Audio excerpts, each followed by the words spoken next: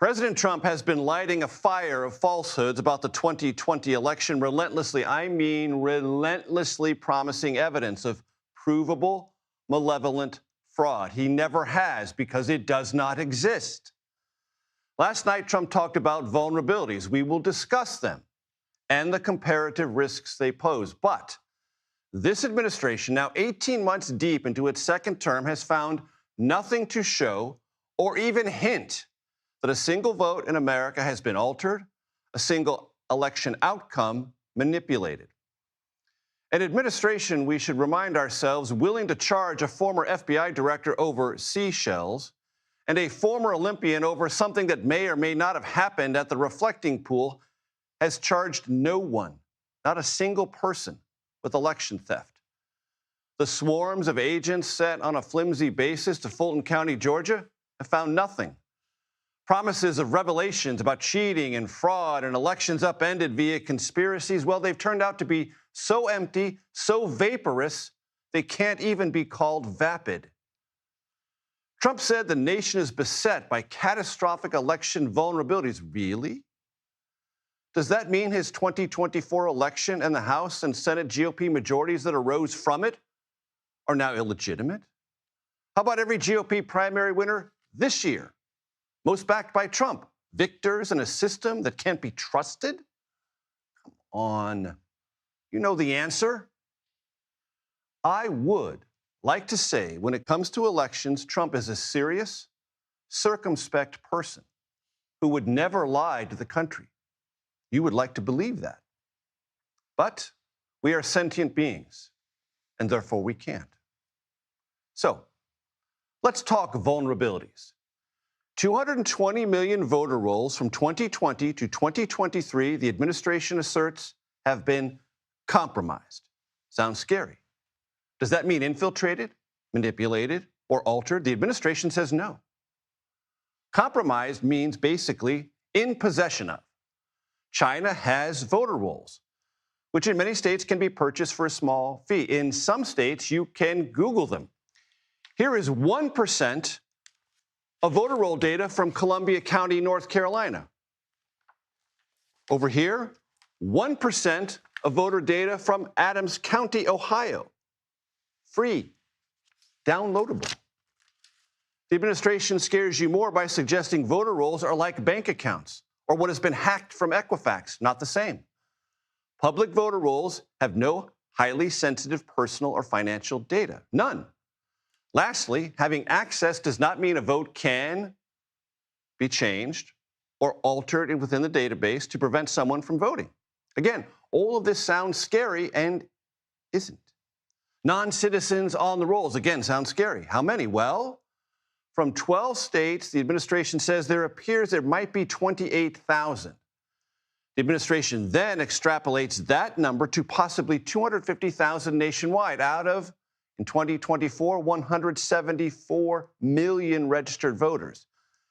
But that 250,000 number is a plain guesstimate. It would never hold up in court. Even the 28,000 number is suspect because the Department of Homeland Security admits its citizenship data is incomplete. These are guesses in shadows, grains of sand in the great gears of our democracy. This then is a horror movie with no monster. No Michael Myers with that big fat knife. No Jason Voorhees terrorizing summer camps. No Freddy Krueger killing victims in their dreams. No Scream guy with that warpy mask. No Pennywise peeking out of the sewer. There's a soundtrack, but no serial killer. More like soggy cereal. One other thing. If this system is as vulnerable as the president suggests, that is an indictment of 23 states in which 41% of Americans live, all where the governor and the state legislative majorities are Republican. And what are the 11 states where Republicans have some control of state government? All asleep at the wheel, all fiddling while the vulnerability fires burn? I ask again. Is that all there is to a fire? Senior White House and political correspondent Ed O'Keefe joins me here at the family table. Ed, great to have you. Good to see you. So, the president said many things last night, and the Department of Homeland Security Secretary Mark Wayne Mullen followed up today. Where are we? Well, what he said today, in essence, was you've got those 23 states, Republican-controlled, who have, in one way or another, now shared or said they're going to adopt the national standards the president would like to see. But to the other states, in essence, they've warned them that should we find irregularities, you, state and local election officials now could be subject to arrest for failing to adhere to our standards and sort of hear our warnings or the flags that we sent you. Now, we've heard from the secretaries of state today from Pennsylvania and Nevada, both of whom have said— And California, who've essentially said, we've yet to see what it is Homeland Security They've sent us nothing so far. We'd like to review it. And that we follow the law and that we have found no evidence of widespread fraud or manipulation or anything that would have upended the results in any meaningful way in the past. And, you know, the Secretary of State of Pennsylvania is a Republican who said nothing to see here. Same out in Nevada and California, Democrats, but they said nothing to see here. And as we have reported for years, there is, in essence, nothing to see here. Are there examples of non-citizens making on there? Yes. Are there examples of dead people voting? Yes, because they cast an absentee ballot before they died. You know, so you can say all these things, but it may be something else. And it may be that there's faulty information in the system. But, boy, they're going to try to exploit it as much as they can. And the administration went to pains last night saying all of the intelligence leaders signed off on the president's remarks. Right.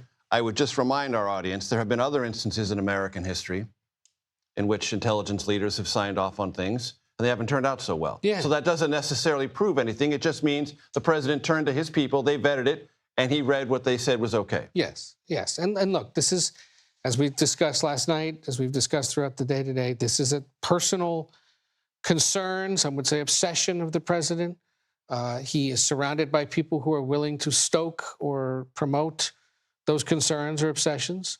And he does this in the hope that it reminds his base, you put me in this position in part because of my concerns about this, and I'm still working on it. And Ed, there was some reporting today that White House officials were saying privately this could have been crazier. Yes, yes. And in fact, based on some of the reporting CBS did in the lead up to this, there were indications that there were certain things that might have been said or done that were not. But you got to remember, you've seen virtually no, outside of the most Republican or the most MAGA of lawmakers, you haven't seen today widespread campaign trail discussion by Republican candidates. Right. Because they understand, and they remember, for example, what happened with those Georgia runoffs back in 2020. It led to 2 Democratic senators because the Republican voters stayed home. So this has the potential to suppress and confuse and keep people from voting for Republican candidates this fall, which is part of why you've seen them be somewhat quiet, at least so far today. And it has the possibility, at least, the theoretical possibility of antagonizing Democrats already sufficiently fired up. And especially down in Georgia, we've seen John Ossoff do it. We've seen the Senate Minority Leader Chuck Schumer try to stoke this because he understands it's good for the base for them, because it's a reminder to Democrats to turn out and vote. Appreciate having you. Thanks so very much. CBS News Executive Director of Elections and Surveys, your friend and mine, Anthony Salvanto, joins us now with even more stacks of voter ID records. Explain, Anthony, explain. They say you shouldn't, one-up the host, Major, but the gang here you one-up all you want. Has clearly worked harder to print out. Look, these are even more voter files, but it does illustrate the point. These from North Carolina, that these are available. And let me show you or tell you how these are used and how they're not. For our viewers out there, if you've ever gotten a phone call from a campaign saying vote for this candidate or turn out to vote, if you've ever had a knock on the door from a campaign or a canvasser saying, hey, would you turn out to vote? Chances are the campaign, as almost all do, got the voter rolls, and they use that to print out maps of the precincts or the neighborhoods where they're going to canvass. I made a map from the voter file here. It's via L2, which is a commercially available system for it.